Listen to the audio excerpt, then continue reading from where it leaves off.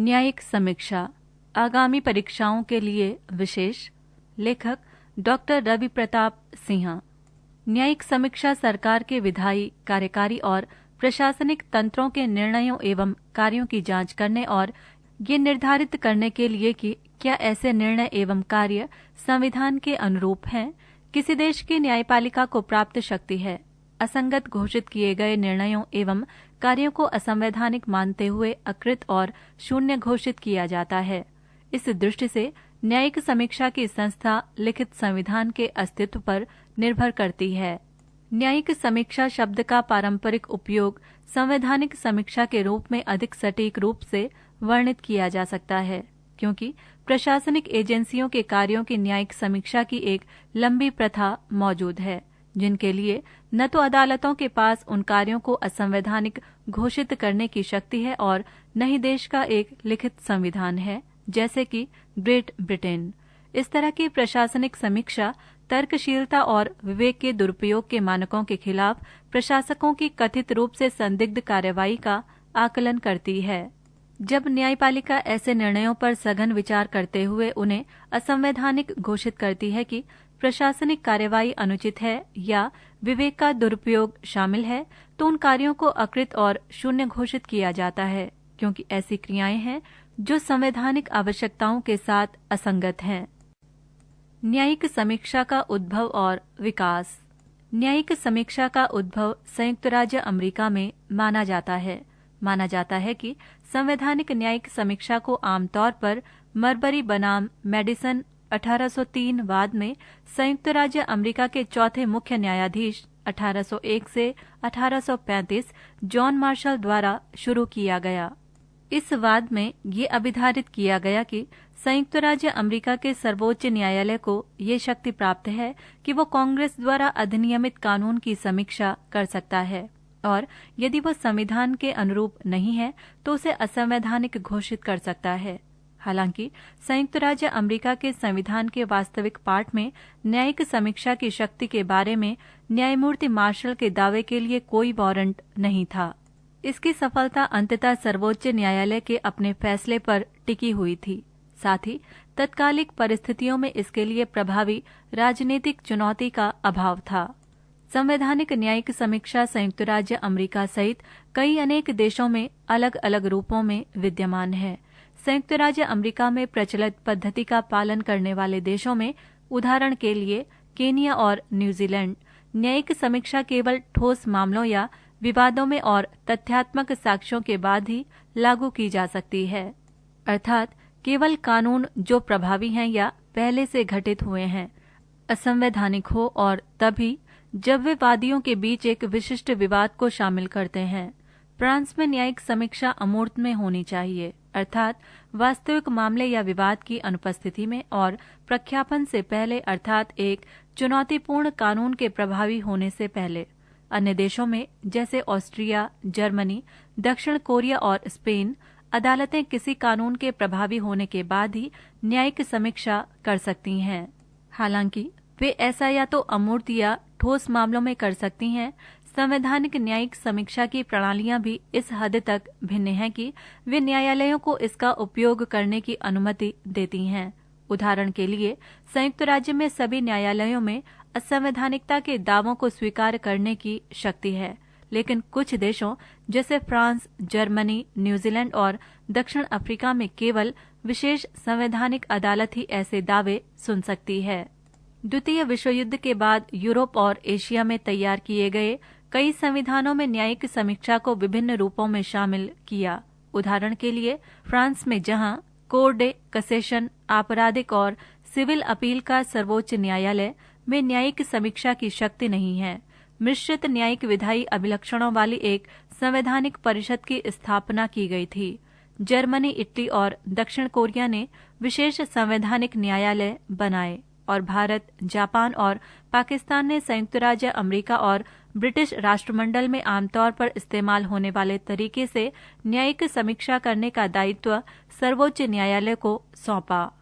द्वितीय विश्व युद्ध के बाद कई देशों ने न्यायिक समीक्षा को अपनाने के लिए मजबूत दबाव महसूस किया, जो अमेरिकी संवैधानिक विचारों के प्रभाव का परिणाम था।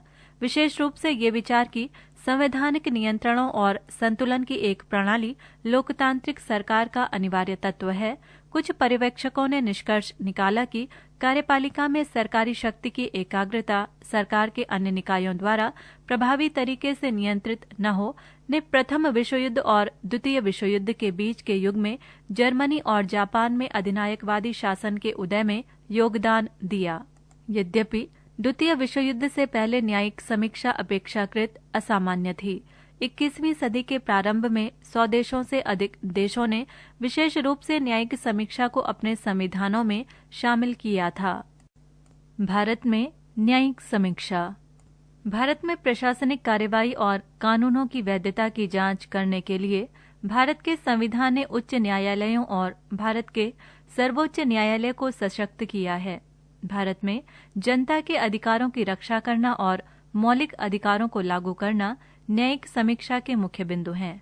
यदि राज्य और केंद्र संबंध के बीच कोई कठिनाई उत्पन्न होती है तो संविधान के अनुच्छेद 246 और संविधान की अनुसूची 7 ने राज्य और केंद्र दोनों के बीच विनियमन निर्माण के लिए कार्यक्षेत्र को चिन्हित किया है। भारत में न्यायिक समीक्षा 3 आयामों में विकसित हुई है। पहला, भारतीय संविधान के भाग 3 के तहत मौलिक अधिकारों की वैधानिकता की रक्षा करना। दूसरा, संगठनात्मक उपलब्धि के प्रति उदासीनता को अधिकृत करना। तीसरा, सार्वजनिक हित की पूछताछ। भारतीय संविधान का अनुच्छेद 13। 1. भारत के क्षेत्र में लागू सभी कानून इस संविधान के प्रारंभ से ठीक पहले अभी तक के रूप में वे इसके प्रावधानों के साथ असंगत हैं। इस तरह की असंगतता की हद तक हिस्सा शून्य होंगे। 2. राज्य कोई कानून नहीं बनाएगा जो कि इस भाग और किसी कानून द्वारा प्रदत्त अधिकारों का हनन करता है या न्यून करता है और इस खंड के उल्लंघन में बताई गई प्रत्येक विधि उल्लंघन की सीमा तक शून्य होगी। 3. इस अनुच्छेद में जब तक कि संदर्भ से अन्यथा अपेक्षित न हो। ए. कानून के अंतर्गत भारत के क्षेत्र में विधि का बल रखने वाला कोई भी अध्यादेश, आदेश, उपविधि, नियम, विनियमन, अधिसूचना, रूढ़ि या प्रथा है। बी. प्रवृत्त विधि के अंतर्गत भारत के राज्य क्षेत्र में किसी क्षेत्र में विधानमंडल या अन्य सक्षम प्राधिकारी द्वारा इस संविधान के प्रारंभ से पहले पारित या बनाई गई विधि है जो पहले ही निरसित नहीं की गई है, चाहे ऐसी कोई विधि या उसका कोई भाग उस समय पूर्णतया या विशिष्ट क्षेत्रों में प्रवर्तन में नहीं है। 4. इस अनुच्छेद की कोई बात अनुच्छेद 368 के अधीन किए गए संविधान के किसी संशोधन को लागू नहीं होगी। पृष्ठ संख्या 50। न्यायिक समीक्षा का महत्व। न्यायिक समीक्षा एक संरक्षक के रूप में एक महत्वपूर्ण भूमिका निभाती है।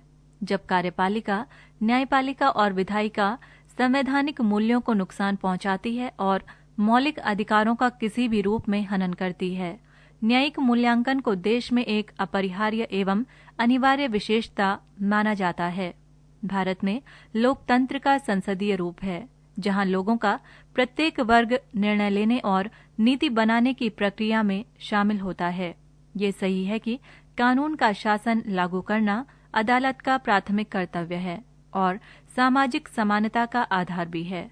संसद की नई शक्तियों का प्रयोग करके कानून का नियम जिसे न्यायालय द्वारा लागू किया जाना है को संशोधित नहीं किया जा सकता है। यहाँ वे सभी जो सार्वजनिक कर्तव्यों को कर रहे हैं जवाबदेह हैं।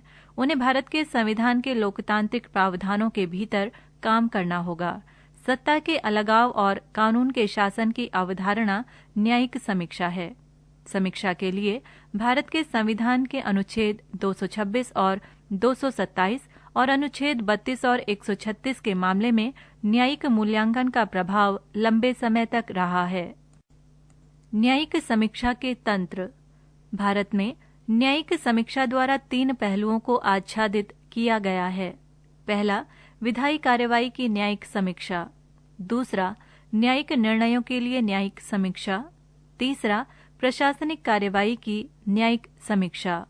न्यायिक समीक्षा के इन पहलुओं को भारतीय सर्वोच्च न्यायालय ने एल. चंद्र कुमार बनाम भारत संघ के मामले में ये कहते हुए स्पष्ट किया कि उच्चतर न्यायालयों के न्यायाधीशों को इस अंत तक कानून की व्याख्या करनी है कि संवैधानिक मूल्य बाधित न हो।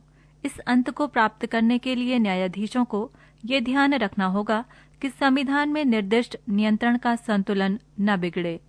भारत के संविधान ने न्यायिक वर्चस्व की अमेरिकी प्रणाली और संसदीय वर्चस्व के ब्रिटिश सिद्धांत के बीच अद्भुत तरीके से बीच का रास्ता अपनाया है। संविधान में सर्वोच्च न्यायालय और उच्च न्यायालयों को शक्ति प्रदान की है कि वे संसद अथवा राज्य विधानसभाओं द्वारा पारित ऐसे सभी कानूनों को असंवैधानिक घोषित कर दें जो संविधान में उल्लिखित केंद्र और राज्यों के बीच वितरित विधायी शक्तियों के अनुरूप न हो, अथवा संविधान के अनुच्छेद 286, 299, 301, 304 की भावनाओं और प्रावधानों के अनुरूप न हो। भारतीय संविधान और सर्वोच्च न्यायालय द्वारा समय पर सुनाए गए निर्णयों ने ये भी सुनिश्चित किया है कि न्यायपालिका को प्रदत्त न्यायिक समीक्षा की शक्ति अक्षुण्ण बनी रहे। यही कारण रहा कि संविधान में यथोचित प्रक्रिया अर्थात ड्यू प्रोसेस जैसे वाक्यांशों से बचा गया। स्वतंत्रता और संपत्ति जैसे मौलिक अधिकारों को विधायी विनियमन के दायरे में रखा गया, लेकिन मेनका गांधी के एक वाद में सर्वोच्च न्यायालय ने अनुच्छेद 21 की व्याख्या करते समय यथोचित प्रक्रिया को खोज ही डाला। केशवानंद भारती बनाम केरल राज्यवाद में सर्वोच्च न्यायालय ने ये व्यवस्था दी है कि संसद को विशेष बहुमत के साथ संविधान को संशोधित करने की शक्ति प्राप्त है, लेकिन संसद संविधान में ऐसा कोई संशोधन नहीं कर सकती जो संविधान की बुनियादी संरचना के साथ छेड़छाड़ करता हो। संविधान की सर्वोच्चता, संसद की संप्रभुता और न्यायपालिका की न्यायिक समीक्षा के बारे में भारत के पूर्व प्रधानमंत्री पंडित जवाहरलाल नेहरू का ये कथन आज भी प्रासंगिक है। कोई सर्वोच्च न्यायालय, कोई न्यायपालिका अपने निर्णय में संसद की संप्रभु इच्छा पर, जो पूरे समुदाय की इच्छा का प्रतिनिधित्व करती है, के मार्ग में नहीं आ सकता। ये उस संप्रभु की इच्छा की आलोचना कर सकता है। अगर ये गलत हो जाता है तो लेकिन अंतिम विश्लेषण में जहां समुदाय के भविष्य का संबंध है, कोई न्यायपालिका रास्ते में नहीं आ सकती। आखिरकार तथ्य यह है कि विधायिका को सर्वोच्च होना चाहिए और सामाजिक सुधार जैसे उपायों में कानून की अदालतों द्वारा इसमें हस्तक्षेप नहीं किया जाना चाहिए। लेकिन कालांतर में भारत की न्यायपालिका स्वयं के निर्णयों और संविधान की व्याख्या के द्वारा न्यायिक समीक्षा को संविधान की बुनियादी संरचना के ढांचे में ढाल दिया है। इसलिए संसद, जो देश की जनता अर्थात संप्रभु की इच्छा का प्रतिनिधित्व करती है, का कोई भी निर्णय न्यायपालिका द्वारा न्यायिक समीक्षा की शक्ति को समाप्त या कम नहीं कर सकता, जब तक कि सर्वोच्च न्यायालय स्वयं इस पर अपनी सहमति प्रदान नहीं कर दे। पृष्ठ संख्या 51।